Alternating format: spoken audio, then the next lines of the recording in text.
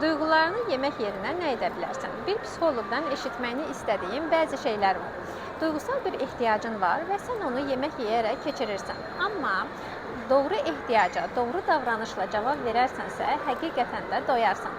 Sənə duyğunun yerinə keçən yemə davranışlarınla necə baş edərsən söyləyirəm. 1. Şirniyyat krizləri. Çox güman ki, dopamin səviyyəsi aşağıdır. Dopamini təbii yollarla qaldırmaq üçün sosial şəbəkələrdə zaman keçirmək yerinə bir dostunla görüş. Qısa söhbət belə dopaminin artmasına kömək olur. 2. Duzlu və yağlı yeməklər yemək. Kortizol, yəni stres hormonun yüksəlmiş ola bilər. Bunun üçün vagus sinirini aktiv etməyimiz lazımdır. Üzünü soyuq suyla yu və limonlu bir şeylər içməyə çalış. 3. Hırçıldılı abur-cubura hücum etmək. Sustura bilmədiyin bir gərginliyin var. Ayna qarşısına keç və səsli şəkildə. Hal-hazırda çox əsəbiyəm, çünki deyərək ifadəyə başla.